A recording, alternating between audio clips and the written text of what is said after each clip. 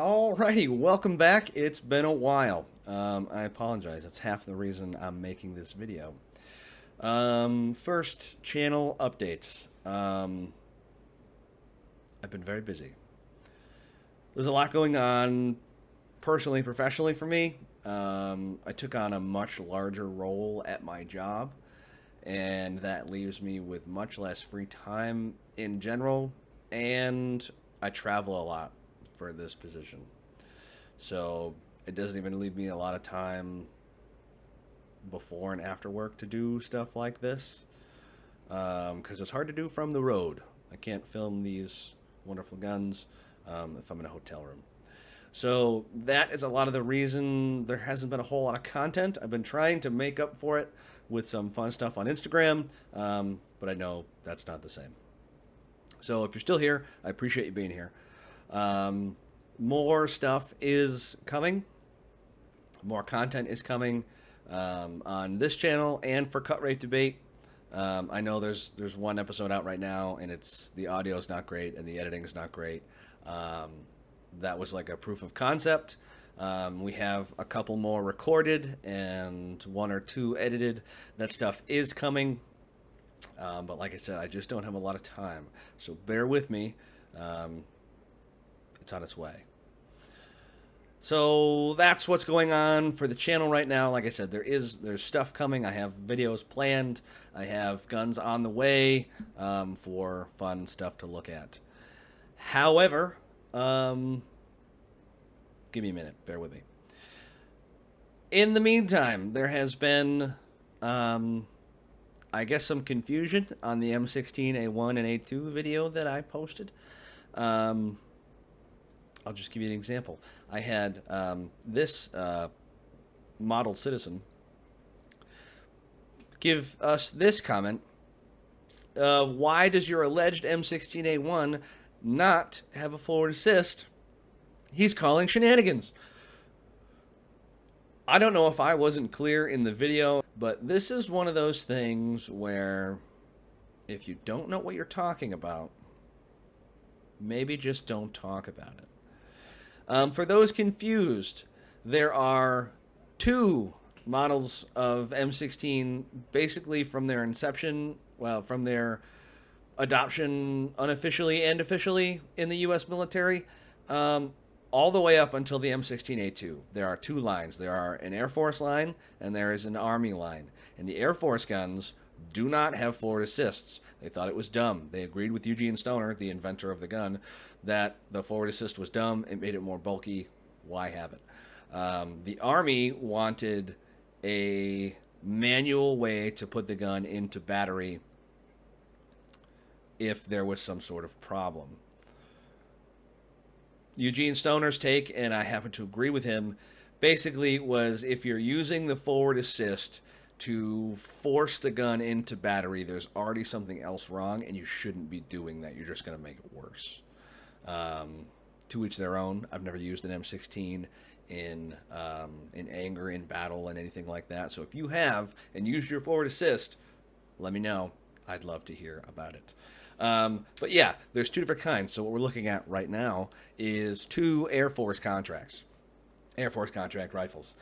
You can see they are what's called slick side. So there's not a brass deflector that would come with the A2, and then the Canadians with their C7 would give a brass deflector, or a more pronounced brass deflector anyways. And then the forward assist would come later for the US. So look at both of these. We have M81, so we're post-Vietnam. We're in the mid-1980s, but no M16A2s yet. So we're mid-1980s with Air Force contract M16A1s. Okay. Here is an Army contract M16A1. And you can see the forward assist. I chose this picture specifically because this M16A1 is older than these M16A1s. And you can tell because there's no full fence on the lower. So this older M16A1 has a forward assist, and those newer M16A1s don't, because they're from two separate lines of production for the U.S. military. I think there's a lot of confusion that You know, the proto M16s, like the XM16A1 or E1, excuse me, didn't have a forward assist, and that came with the A1 package upgrade along with the full fence and stuff like that. Not true. Just here's photographic evidence. Not true. So I wanted to clear that up, and for our gentleman caller here, maybe just Google it. I don't know. Okay, so that said, one of the video ideas that I was throwing around is a Mark 22 Hush Puppy. I have, ooh, I can't cover up his beautiful face like that. Really, I got into this gun in general because of MGS3. It was one of my favorite games growing up. I got an ungodly amount of hours on the PS2 version of this game. And I built a clone Mark 22 Hush Puppy.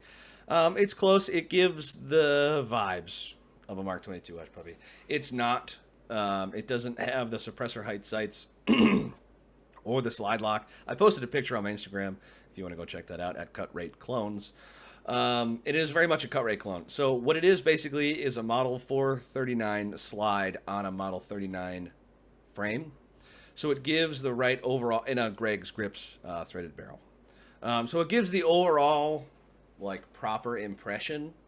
It's the right silhouette because the Model 439 has the raised adjustable sights.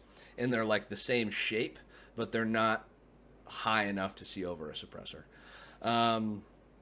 So, like I said, it's cut rate, but it's the right vibe. And I wasn't going to do a video on it, but that post got a fair amount of attention, and I got some DMs about it, and now I'm throwing it around as a video idea. So, if you want to see that, let me know in the comments down below. Other than that, that's it. Like I said, this is a quick little update video and a little talking trash video, because that guy... Brother, just Google it. Anyways, like I said, I'm very busy at work, but I am trying to get some more content out for you guys. I do like doing this. It's just, it's a lot to do altogether. I'm also building an older truck. If you watch any of the streams with Old Path Traveler, you know I bought a big block Chevy, and I'm redoing that. I was at the junkyard today. If you look at the Instagram today, I found a gun rack at the junkyard that I put in that truck. So it's fun, but like I said, I have a lot of side projects going on, and YouTube has taken a back seat, and I don't want that to be the norm. So there is stuff coming. I appreciate you hanging in there, and I'll catch you in the next one.